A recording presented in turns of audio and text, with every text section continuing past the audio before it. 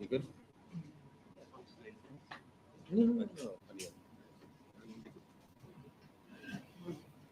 Ready? Yeah. Okay, good afternoon, everyone. Observers, I recognize the presence of GCOM's technical advisors. Ladies and gentlemen of the media, very good afternoon to all of you, and welcome to yet another press conference of the Guyana Elections Commission. Today is on the eve of general and regional elections, which will be held tomorrow, Monday, the 1st of September, 2025. It is therefore fitting for us today to ensure that we provide you with an update as it relates to our state of readiness for the conduct of these very important elections. The usual protocol will obtain today. We will commence with remarks from the Chief Election Officer, and then we will have that question and answer segment where you will be able to ask your questions and seek the kind of clarifications that you require. So without further ado this afternoon, let me introduce the head table. Seated to my immediate left is the Chief Election Officer, Mr. Vishnu Prasad. To his left, the Deputy Chief Election Officer, Mr. Anil Giddins. And to my extreme left, the Civic and Voter Education Manager, Mr. Nardio Prasad. My name is Yolanda Ward, the Public Relations Officer, and I'll be your moderator for today's press conference. So without further ado, let me invite the Chief Election Officer, Mr. Vishnu Prasad, to provide you with a detailed update as it relates to GCOM's state of readiness for the conduct of general and regional elections 2025. CEO. Thank you, Yolanda. Good afternoon again, everyone, and please allow me to join the PRO in welcoming you to this press conference, which which will in fact be the last one before we go into elections tomorrow, September 1, for the conduct of the general and regional elections. The PRO said detailed and place emphasis on the word detailed. I am sure I don't have what might be that level of expected details, but I will provide an overview of our state of readiness. I would not say state of preparations anymore. Our state of readiness for the conduct of elections. Obviously, as we go forward, when I would have finished my presentation, naturally we would be taking your questions to provide what you may deem to be omitted details. Now, before I proceed into providing that update, I want to touch first on two issues which most recently grabbed the headlines, traditional and social media, and I consider that it's very important for me to deal with that before we proceed, as I mentioned, with the updates. The first one has to do with the Commission approving the acceptance of late notification of appointment of agents from political parties. The Commission, the Guyana Elections Commission, at its commission meeting held on Saturday, August 30th, 2025, approved the acceptance of the late notification of the appointment of assistant agents, polling agents, and candidates to the poll and to the count from the Alliance for Change, the Assembly of Liberty and Prosperity, Forward Guyana Movement, and the We Invest in Nationhood political parties. These parties had missed the statutory timeline for the submission in accordance with Section 24(2) of the Representation of the People Act, which requires that such notification be given to the respective returning officers no later than 7 days before election day. As a consequence, written appeals were submitted by the parties to the Commission for consideration. In this regard, a special sitting of a statutory meeting was convened and the requests were unanimously, I emphasize, unanimously approved in the interest of fairness and transparency and to ensure the integrity of the process. As a consequence of the Commission's decision, I immediately notified all of the agents of the concerned political parties by email, informing them of the development and urging them to pursue accreditation of their agents and candidates with their respective returning officers as soon as possible, given the time frame that was and still is available for this to be done. I followed up this email with telephone calls to every one of the party agents, informing them that I sent this email and urging them to take action as soon as possible. The email that I sent to the agents, I copied that email to the respective returning officers. I also called all of the returning officers, asking them to immediately start working on the accreditation of agents for whom submissions were already made to them respectively. Last night when I followed up, it was about 10 o'clock in the night and agents were still working on that to bring themselves to a point where they won't feel cornered in terms of time to get this task completed today. The other issue I want to deal with is the request that was made by the People's Progressive Party Civic for late, the submission was, perhaps late is not the right word, the submission was made after the Commission had already approved the list of polling stations for the country that was submitted by the Secretariat, put together and submitted by the Secretariat. This issue went through several stages of discussions at Progressive Commission meetings. At the Commission meeting yesterday, it was raised again. It was on the agenda. That meeting was called. It was not a meeting that was in keeping with scheduled meetings of the Commission. But when they got to this issue, the deliberations, and I can say there were no disagreements in this regard. The decision was that in the interest of time, or considering that sufficient time is not available to do this, there was a unanimous decision not to go ahead with this request. That translates, you may want to say, as not approved.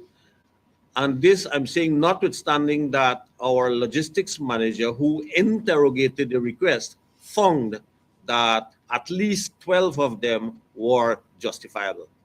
Again, the conclusion was that the time available to facilitate this change was insufficient, and therefore they were not approved. In terms of our readiness, I would start out by saying that we at this time are fully prepared to conduct the general and regional elections tomorrow. And this position is bolstered by feedback that we asked for and received from the returning officers even today, that everything is in place for the conduct of these elections. The packing of ballot boxes were completed in the presence of accredited political party agents from all contesting parties. The process was conducted according to statute and procedures in an orderly in an ordinary and amicable atmosphere, again involving the political stakeholders, reflecting the spirit of cooperation among GCOM and the stakeholders. Distribution of materials is well underway. Trucks have left the GCOM compound over the past few days. Ballot boxes, ballots, and other supplies have been pre-positioned across the country to be distributed within adequate time for the opening of the poll at 6 a.m. tomorrow morning. In some areas, materials have already been transported by river and by air to ensure, and this has to do with our riverine, deep riverine and hinterland communities, that these polling stations too are fully equipped for the timely opening of the poll. Election readiness statistics. 757,690 registered voters across the country's 10 administrative regions are set to vote to elect candidates from 6 contesting parties. 2,790 polling stations will be operational across all 10 regions to facilitate the voting. A total of 13,925 polling day staff have been trained. 11,718 staff were employed. These staff have been trained to ensure consistency, transparency, and professionalism throughout the implementation of their respective tasks. The Guyana Police Force will deploy approximately 8,700 officers to maintain order during the electoral process on election day and beyond. Election observation will be conducted by approximately 500 local observers and about 200 international observers to contribute to transparency and credibility of the elections. Safeguards will include the involvement of accredited political party agents, observers, and candidates from the respective political parties. Usually emphasis is not placed on these people. Candidates, there is provision for the accreditation of candidates by district, candidates to the poll who can go into any polling station to observe the poll, candidates to the count who clearly has authority to be in a tabulation center to observe the count.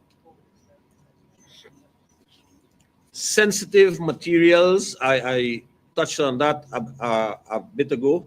Sensitive materials were transported under strict security arrangements with multiple layers of checks and verification. These movements were done with the involvement of the police force and representatives of the contesting political parties.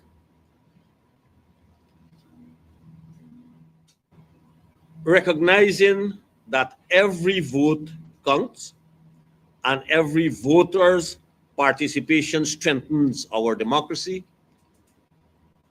At the level of the Secretariat, and speaking at this stage, I would take the liberty to speak on behalf of the Commission. We strongly encourage that all citizens go early, cast their vote peacefully, and respect the electoral processes throughout the day. Media and communications arrangements. We are in the process of establishing a media center which will open on Monday, tomorrow, election day at 9 a.m. at the Regency Hotel, and will remain open up to September 3rd, operating on a 24-hour basis. This media center will serve as the hub for accredited media and observers.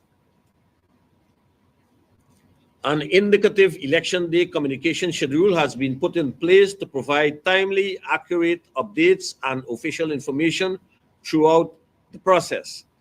However, nothing in this plan will be adapted to the activities of election day. And basically what this is saying, although we have said that it is a schedule, election day is a day during which fires can pop up all the time, and we will have to be firemen to deal with them, and therefore we may not be able to keep with the schedule, but we will inform you accordingly, the same way as we had to shift yesterday's meeting to today, for which I apologize. But yes, just to emphasize that we might not always be able to keep with that schedule. Ladies and gentlemen of the media, at this stage, I want to deal with a component of this presentation that I have labeled public mischief. And in this regard, I want to play a video before I address the content of this video.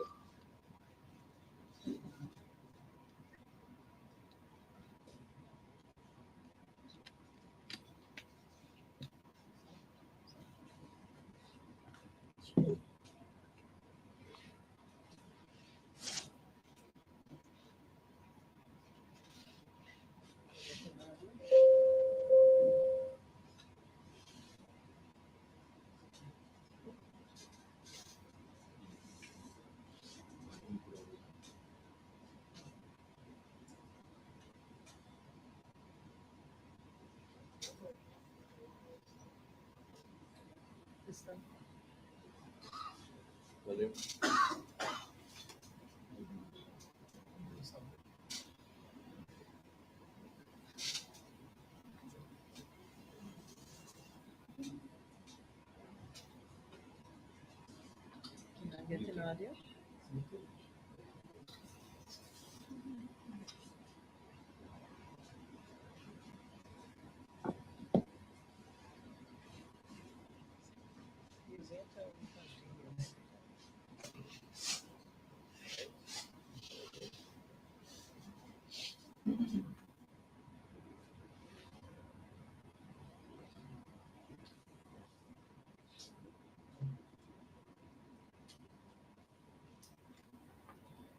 I think we should continue.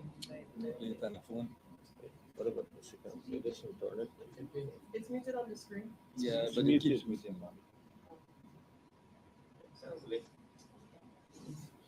All right, we'll improvise. The DCO will.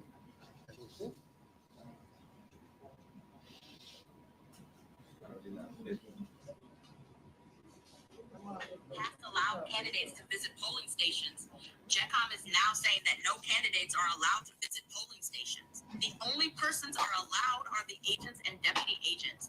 If discrepancies arises at two polling stations, what will happen at the other polling stations? This is a clear case where Madam Claudette Singh is giving way for rigging. The Guyana Elections Commission is planning to declare a winner without a full count of the votes. Is this democracy? Claudette Singh, Vishnu Persad, and Giddings must come forward and say if these allegations are true and if they are taking instructions from Bharat Jagdeo and Irfan Ali. Remember, Andy Giddings had the server from the 2020 elections in his car for over 2 hours rigging. We, the Guyanese people, are hopeful that the Carter Center and the OAS observers are paying attention to what is going on. Thank you. So I want to start out by saying two things. First of all, this video affects me in no way, shape, or form. Has no impact on me. Secondly, I want to reject every insinuation in that video, if not accusatory comment, and to state that there is absolutely no way that any of the falsehoods that are mentioned in that video can happen. To begin with, I want to take you back to my starting point at this press conference where I dealt with the commission approving all of those parties who did not meet the deadline to ensure that their agents can be accredited and be in place to ensure that there is no prohibition insofar as monitoring the process is concerned. And I will start at the bottom from where every single contesting political party is entitled to. And once they do appoint, we will and have been accrediting their agents to polling stations, again in the interest of transparency and integrity. At another level, the law requires, and it has been implemented, political parties are allowed to appoint assistant agents to work as counterparts with deputy returning officers and deputy supernumerary returning officers. As we speak, I can give assurance that those deputy returning officers and deputy supernumerary returning officers have assistant agents assigned to them by the People's Progressive Party Civic and the APNU as far as is practicable, and by practicable I mean appointments by the respective other parties. We have been and we are in the process of accrediting them. At the district level, all of the parties already have assistant agents responsible for the respective districts. And of course, we have agents for the respective parties who are responsible for these appointments. Now, we have gone to the extent to say, notwithstanding, we are required to issue letters of accreditation. In the case of agents and assistant agents, we are issuing accreditation badges. I'm not sure that all of the parties will be in possession of those because they have to submit photographs to us. That has not been done in many cases. At the level of the district agents and agents, they already have those badges. Now, the extent that we have gone is that I had already sent out a memo to all returning officers with an instruction that my instruction be filtered down to deputy returning officers, right down to polling day staff, that even if an agent turns up with only one, because they're also being given letters of appointment from their political parties, if they do not have our letter of accreditation on election day and they only have their party letter of appointment, we will admit them. We will not insist that we have to see your letter of accreditation. To this extent, we have gone to ensure that the access to the polling stations are facilitated, again, in the interest of transparency, accountability, and integrity. Now, insofar as Claudette Singh, Vishnu Prasad, and Anil Giddings is concerned, in whatever we manipulate the results of the elections, I have to emphasize that at the level of the polling station, Claudette Singh, Vishnu Prasad, and Anil Giddings have no input in those tabulations. The results of those are posted outside of the polling station immediately after. The statements of poll are moved in tamper-proof envelopes to the deputy returning officer, who is responsible for a cluster of polling stations. Upon receipt of the statements of poll for the cluster, even the deputy returning officer doesn't have access to the contents of those envelopes. It's delivered to the supernumerary returning officer or the returning officer, supernumerary returning officer in the case where we have sub-districts. At that point, and I must say again, in all these movements, are accompanied by police and party agents. We have made sure that adequate transportation arrangements are put in place to say that you are moving in the same vehicle. Excuse me. At the level of the supernumerary returning officer or returning officer, as the case may be, again, Claudette Singh, Vishnu Prasad, and Anil Giddings have no presence or no input.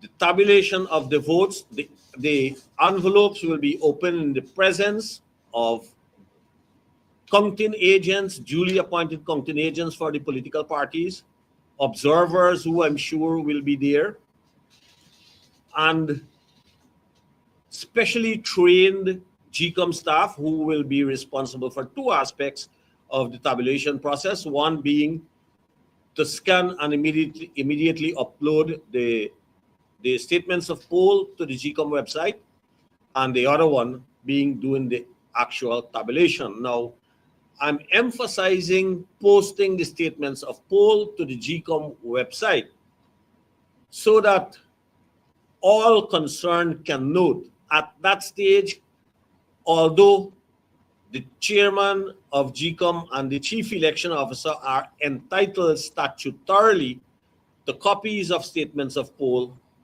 none out of the two of us would have even received any of the statements of poll as yet, when those statements of poll will go onto the GCOM website. And let me also assure, it is not until the statements of poll are posted that the actual tabulation will take place. Having completed their tabulation at the level of the supernumerary returning officers or the returning officers, the results are required to be declared by law. Copies of those declarations will be sent to the chairman and to the chief election officer. All members of the commission have access to the copy that is sent to the chairman, and there is no reason why, if they ask me for a copy of my copy or to see my copy, that it will be withheld from them. So up to this stage, the chief election officer or the deputy chief election officer nor the chairman had absolutely nothing to do with tabulation of results.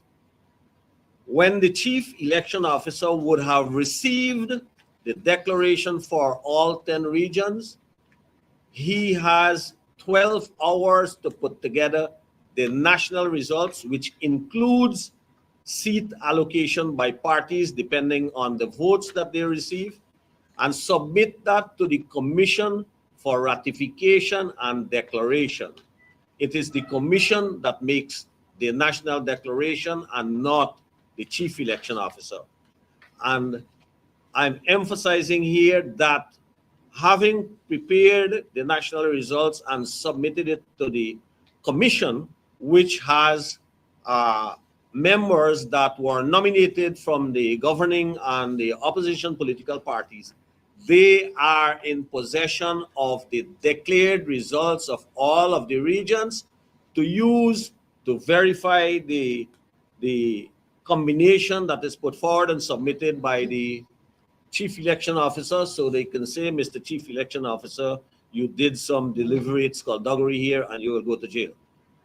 And so I needed to bring this out to dispel this notion that somehow by some magic, some voodoo, something, that the chief election officer, deputy chief election, and the chairman is involved or has concocted some scheme to manipulate the results of the elections.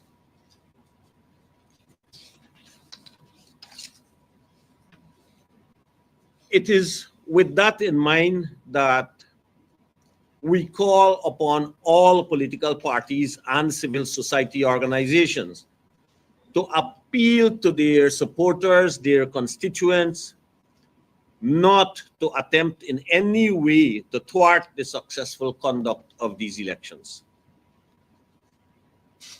We, at the level of the Secretariat, and again, I would take the liberty to speak for the Commission. They did not give me that liberty.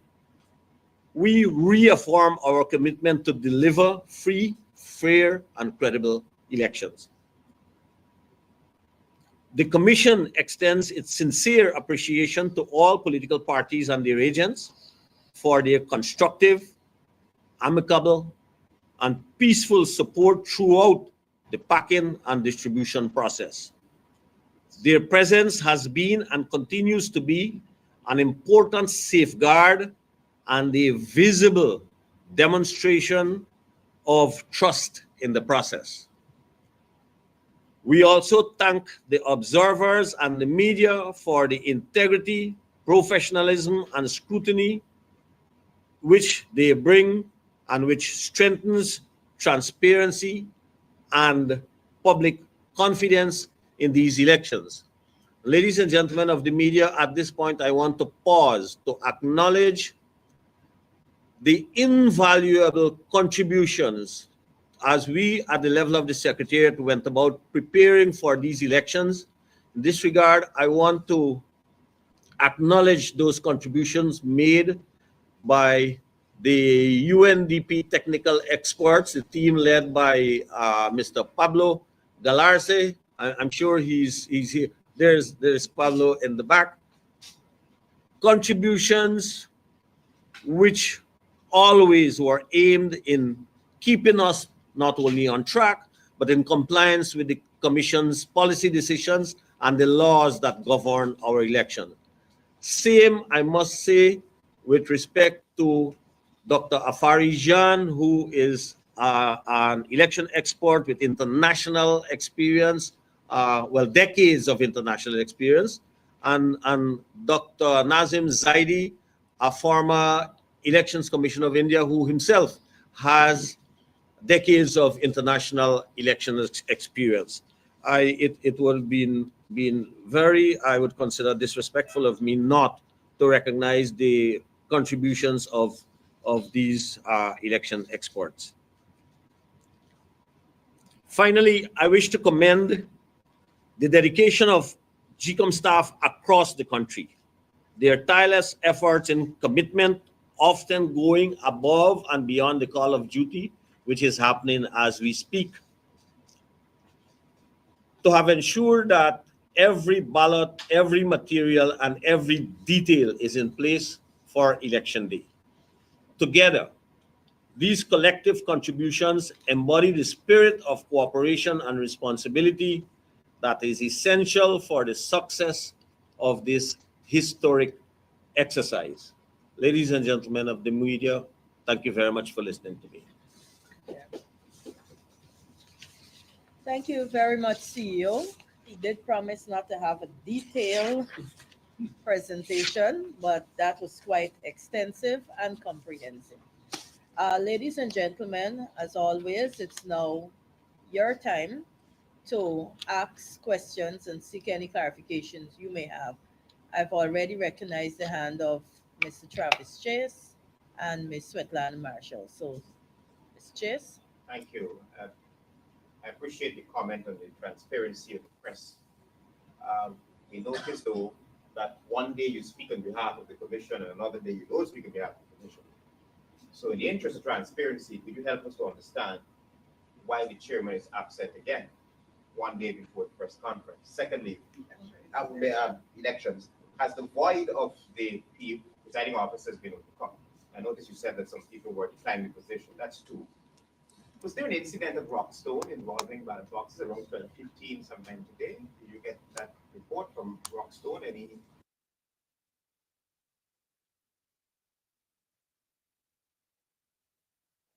And did the ALP indeed write GCOM on that cell phone issue at the polling station? I have no recollection of receiving a letter from the ALP. Perhaps a letter of that sort went to the chairman. I have no recollection of that. With regards to Rockstone, Nope, this is news to me. So I am not able to deny or acknowledge that that happened. Uh, in the case of the absence of the chairman, I'm not authorized to speak why she's here or not. The chair, someday you may run into her and you may be able to pose that question to her. In terms of speaking for the chairman, if you might notice, I did not touch on anything of substance insofar. I was just extending uh, what is the right word? I was just wanting to use this opportunity to make appeals while not excluding the commission in terms of if we have filled a void for presiding officers. Let me make it abundantly clear. When I first spoke about issue, I did not in any way, shape, or form say that we had any void or any shortage of presiding officers. What I said was we were having people declining from those positions and we were fixing them. We were pulling places from different people. We were have made an assistant presiding officer the presiding officer, and then there would have been that shift. Since then, and even now, we have no void of presiding officers or any other officers, and especially we have not been, we will not be in communication with the GDF pertaining to providing any assistance. That will not happen. But you'd agree the chairman should be here. No, I will not agree or disagree. That's not my say. Ms. Marshall?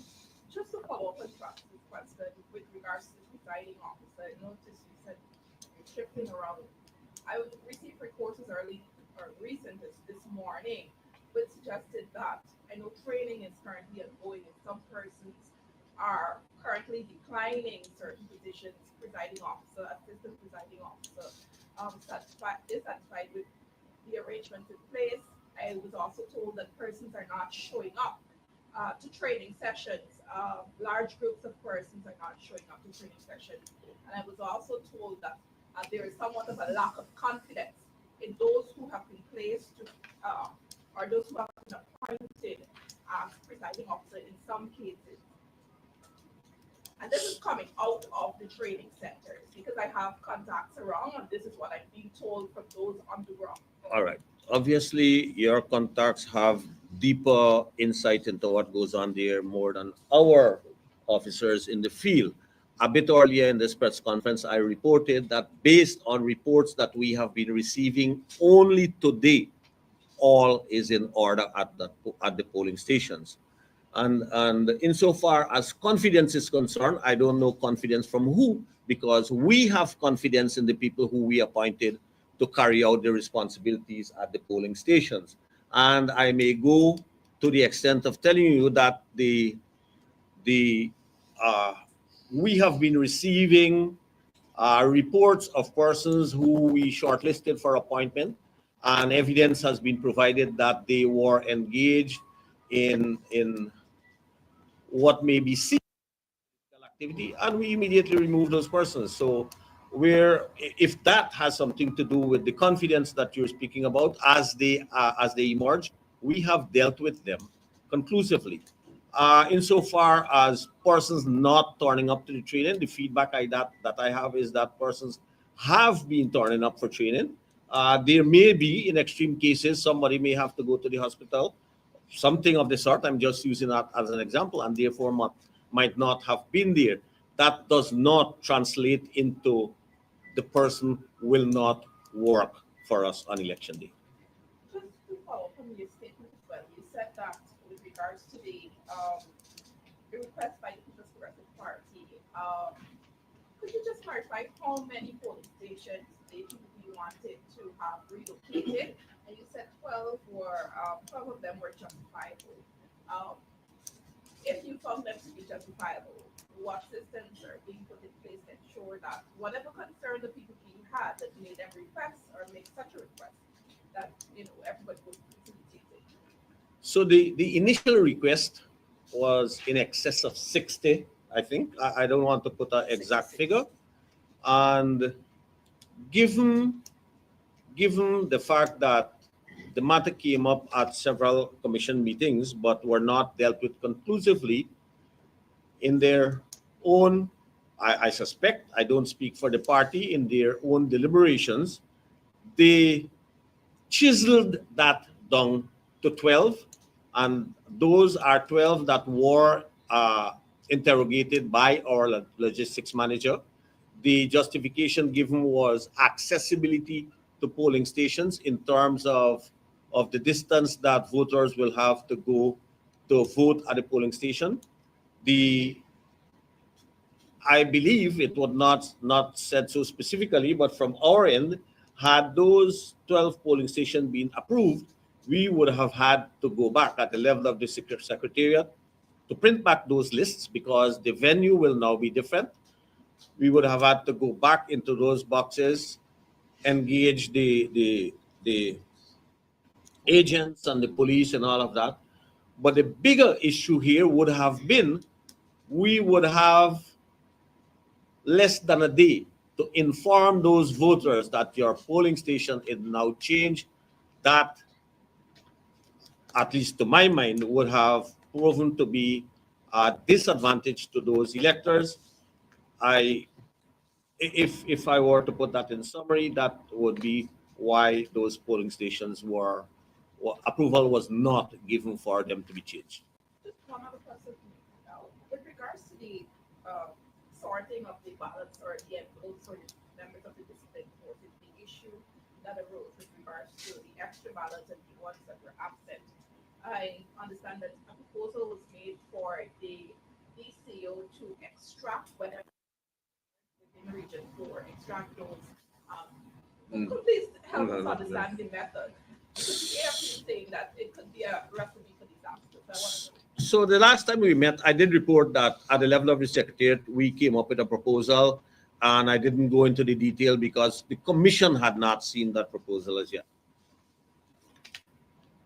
So we know that there are two extra ballots in the District 4 insofar as numbers are concerned.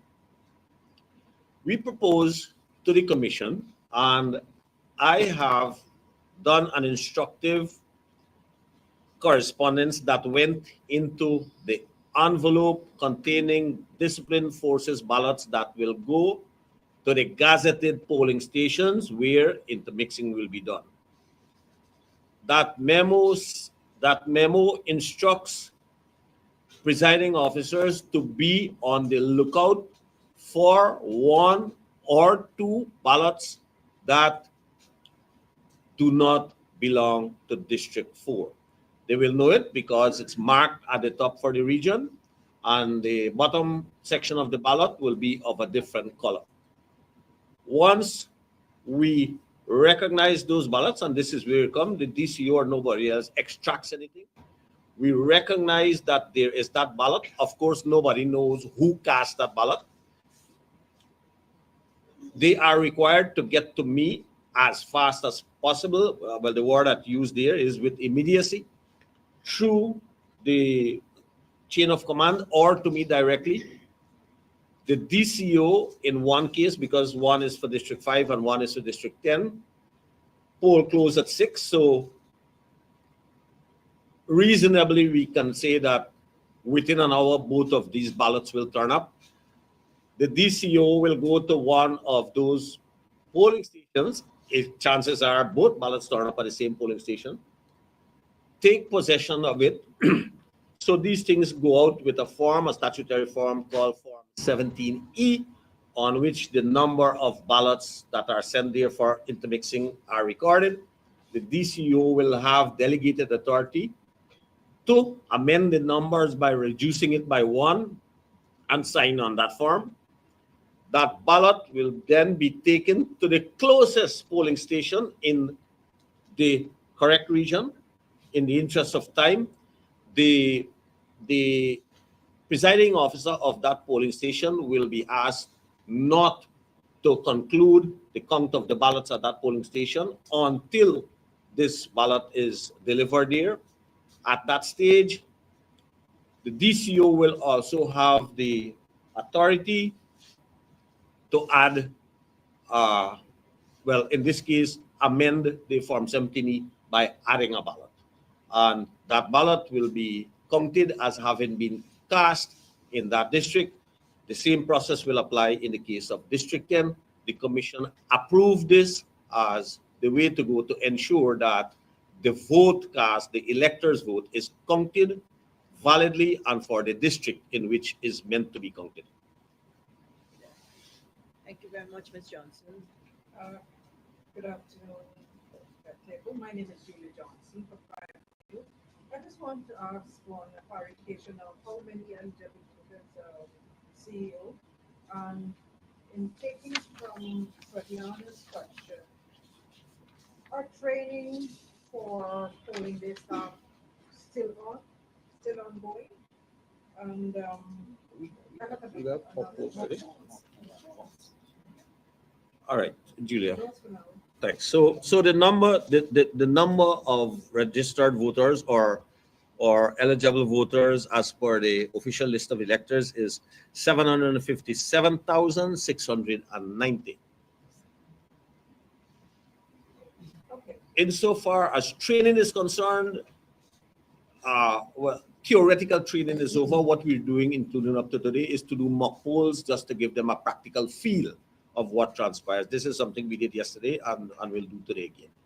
Okay.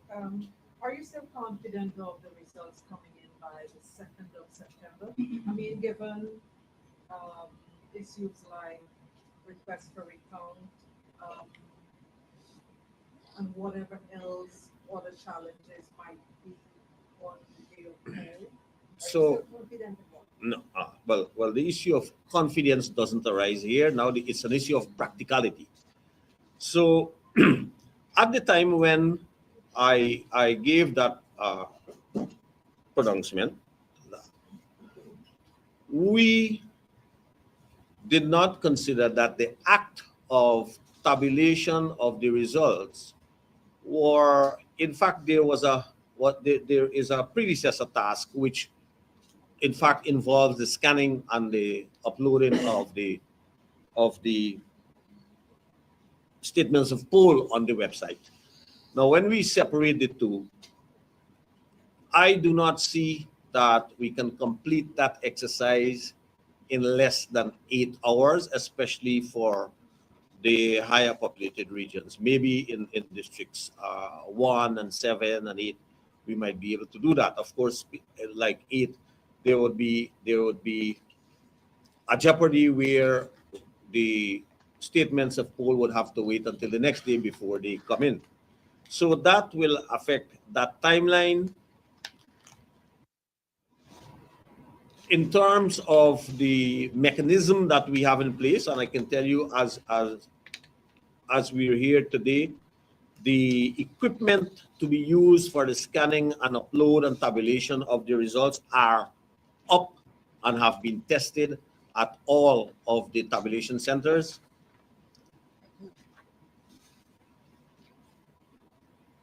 The issue of request for recount, Julia, was not factored into that. All being equal, we now should be able to have declaration in the district by the evening of the 3rd. Okay. Yes. Again, providing that there are no requests for recounts. So there's always that possibility. But have you taken into account power, internet connection? Yes, we have. Yes, we have. And we have contingency plans in place. Okay. I want to touch back on the access to the statements of poll. It has always been about for especially us, the media, because these are placed at public buildings, for example, schools, they are in enclosed areas with security. Who, from time immemorial, have not permitted access to those buildings to get a shot or get a photograph of the statement of poll, even after the close of poll. What happens there? Is there a change in this time? Is there a possibility of us accessing those statements of polls as posted on those buildings this time around? All right. So in responding to that, I can tell you clearly after we have surrendered the premises back to whether it's a school or a private residence, we have no say in who access that building. That is totally out of our hands. And as you would all be aware, the media is not allowed in polling places. And here I want to deal with something. Notwithstanding the 200 yards boundary of a polling station, we have never and we will not prevent media people from operating anyway close, but not within a polling place, not within a polling station. So to answer your question there, Julia, as to how you can go and get a picture from the actual uh, statement of poll on the outside of a polling station, I do not see, and I would not mislead you by telling you that there is authority for you to do that, or that I have authority to instruct that you be allowed to do that. However, what might be a saving grace is that the statements of poll will all be published on the GCOM website, and they will be accessible from the media center. That may provide some solace if that word is applicable, but outside of that, we are unable to facilitate any other closer contact with statements of poll at those polling stations.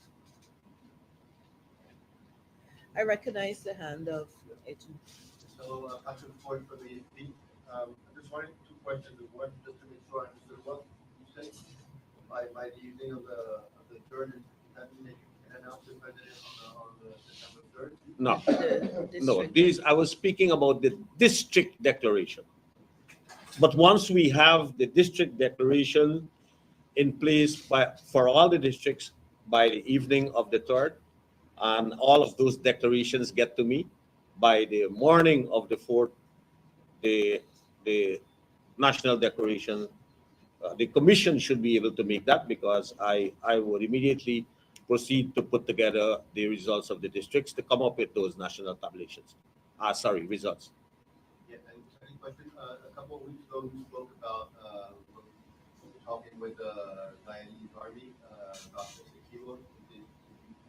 Do you have a special plan to protect the border with the, anything happen? Where is this question? As the CEO, this much I can tell you in terms of the involvement of the army and police is that they have given their consent to escort our people in those areas to ensure their safety insofar as the conduct of their work is concerned. As it relates to the integrity of our borders, I'm not qualified to speak on that at all. I would really be trespassing if I were to do that.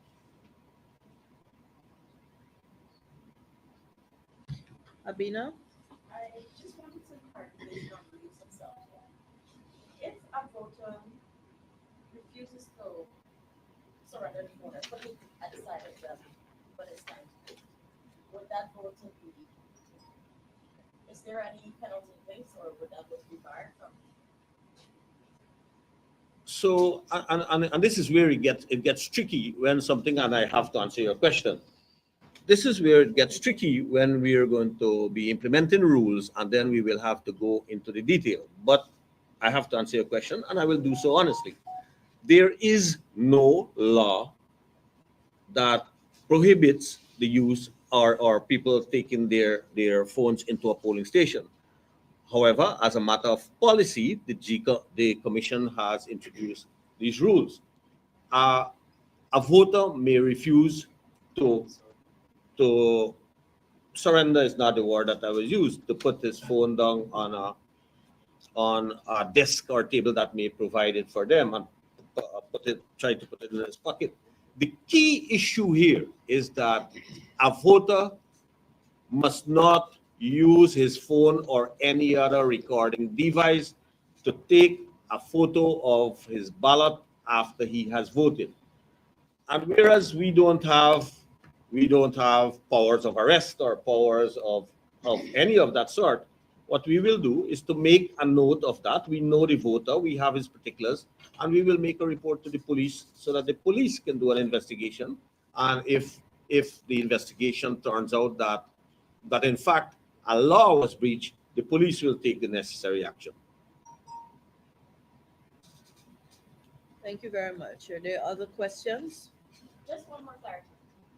Um, you said that the media wouldn't be barred from going close to a polling station, but they're not allowed to go into a polling place. Or a polling place, yes. Okay. So outside of a polling station, right place. A polling place. Polling place. Right outside is okay. Right. So a school Not is a outside polling place. not outside by the door, outside by the road. Okay, no. That's Right. Just a clarification and a follow-up to Venus' question. Mm. Traditionally, we've had party leaders going to cast their ballot and the media following them into that space for agents. And traditionally, Julia, the problem had always been that the media turns their camera into the polling station. That is not allowed. Yeah, same for the president. Sorry? The delegation going to vote. He's a party leader. Because I know the practice, I'm just trying to figure out what will happen tomorrow. In terms, repeat the question, Satlana. Asking, you think reporters, journalists will not be allowed to go close to the door of the polling station to capture anything, All right. right? I'm asking if this applies to the president who's a All right. Let me qualify that. Meet the team. The president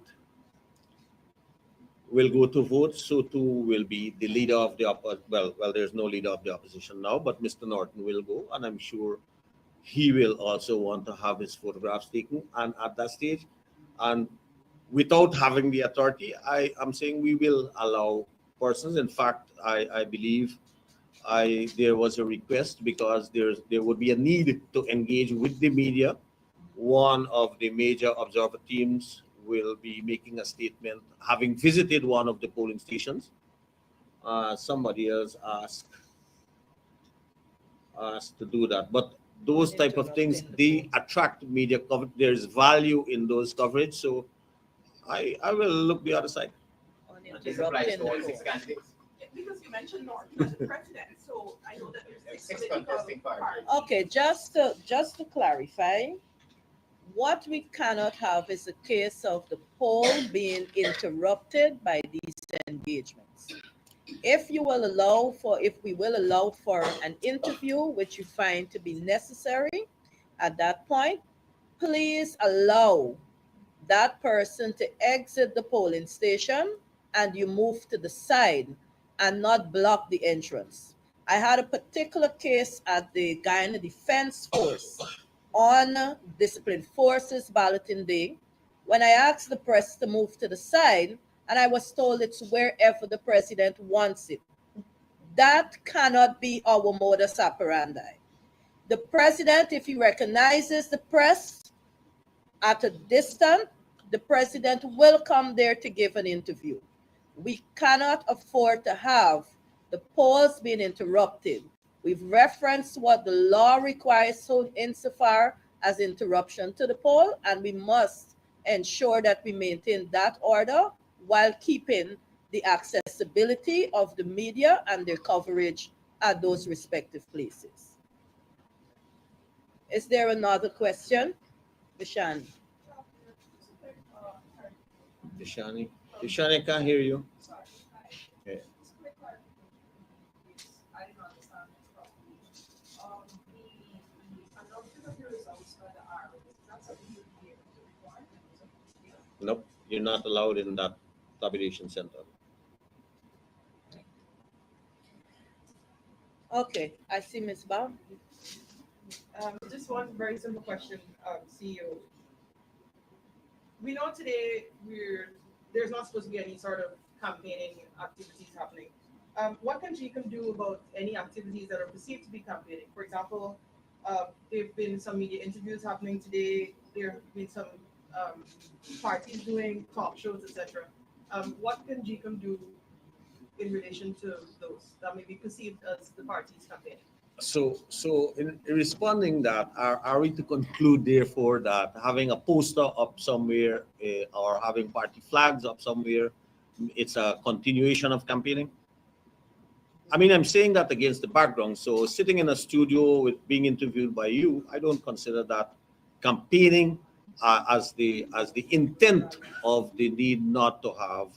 I think the thing applies to things like having political meetings and rallies and those things, and that is why we would have seen, well, at least the two major parties had their concluding rally yesterday, last evening.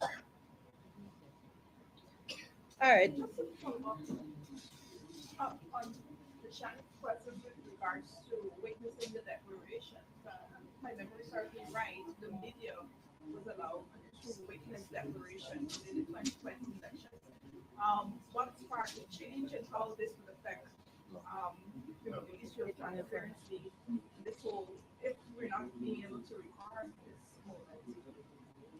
So insofar as transparency is concerned regarding the declaration of results, there will be representatives of the political stakeholders in that tabulation center who would have participated throughout the process from statement zero to statement wherever it ends. They would have agreed to the contents of the results for the district. There will be observers. Observers are allowed to be in that polling station. There is a specific section of the law that speaks to the persons who are authorized to be in the office of a returning officer insofar as the tabulation and declaration of the results is concerned. That provision does not include media. I just want to clarify before we award to the category. Has there been any like duplication of observers from one group to another? Is this at all possible?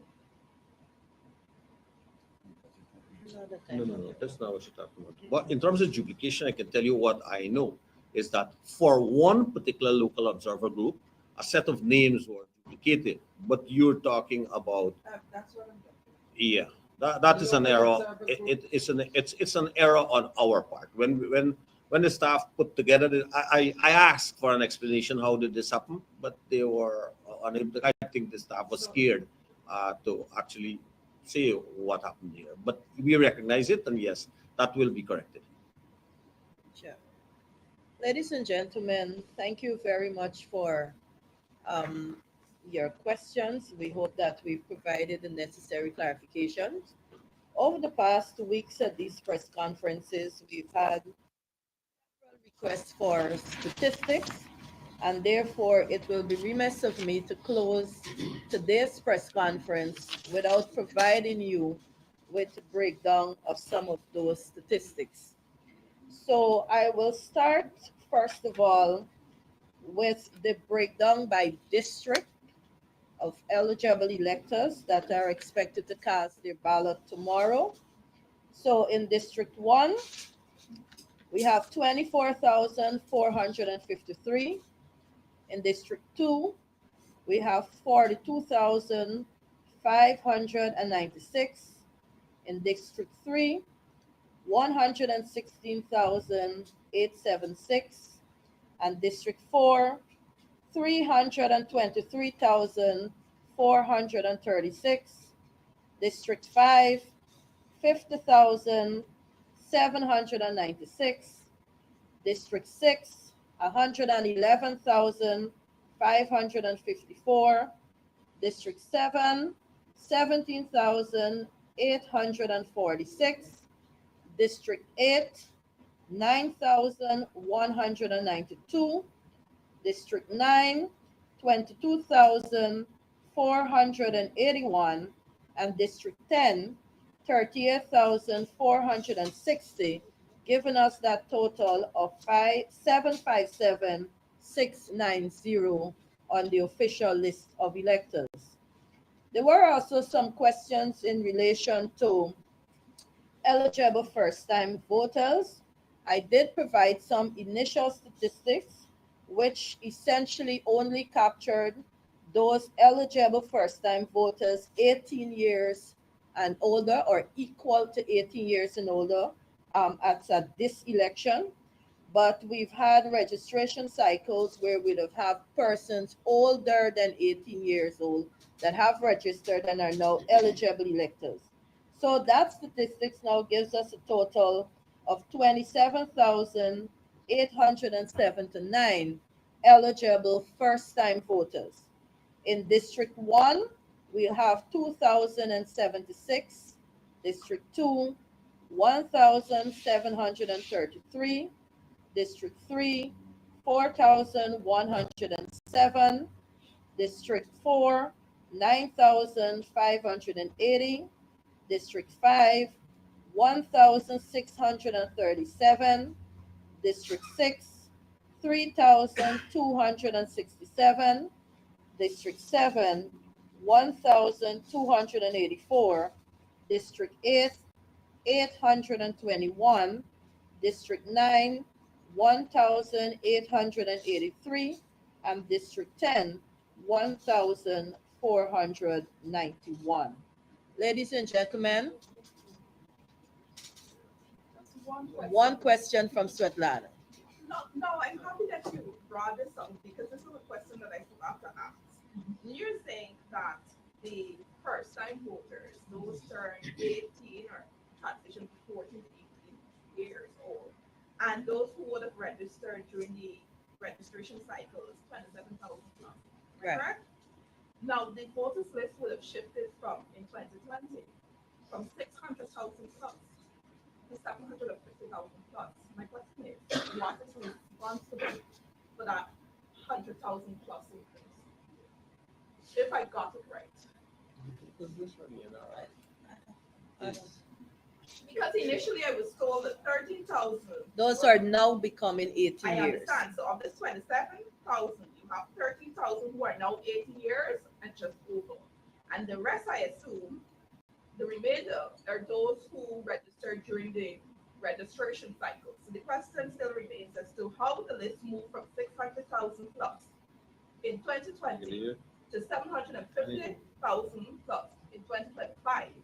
What accounted for that more than 150,000 plus increase? If I may. Okay. So those figures provided by Yolanda cater to the recent cycles of registration. Right. This is just from, The extraction of the preliminary list of electors is from the National Register of Registrants, which caters to 14 and over. So the 18 years old would have come, the statistics you receive would have been for the extraction of that list, the PLE onto the OLE. Since 2020, there have been several cycles. Continuous registration phases 1 and 2, and in between claims and objections. All of those would be responsible for what is, I should say, a historic trend. Because if you look at OLEs dating backwards, and I think there was some document out there, right. it hovers around 100,000 odd every cycle of election. Election cycle, yes. Svetlana, and we can provide those figures progressively through the PRO. Right. Would that be also a breakdown of the Commonwealth voters who have been registered to vote in this election? Do you have that kind of breakdown also? We have not done that. We haven't done that Eligible analysis. Commonwealth, We haven't done that persons analysis. residing in Guyana. We haven't done that analysis at this point. So you have 27,000 first-time voters. As of from this last extraction. But do you have a timeline for this last extraction of like which cycle? Let's From say the extraction September. of the PLE for claims and objections onto this the OL. And you have a date for that, September, let's say, September last year, July this year? Any- July this year. Sorry, the OAS Just a quick question, Mr. Commonwealth. Commonwealth. Is there any gender segregation of this data of these 27,000 how we made and we have a gender segregation of the entire OLE. I can provide that to you, but not necessarily for this category. But may I point out that we have never found this necessary because our election process and disadvantage that women are placed at when it comes to registering or voting. We're all citizens who, once you meet the criteria for registration and voting, you are allowed to. Ladies and gentlemen of the media, it has certainly been a pleasure engaging with you again at today's press conference. I look forward to engaging with you over the next few days and providing and updating you as we proceed over these next few days. Best wishes and all the best. Thank you very much. Thank you, ladies and gentlemen of the media. Thank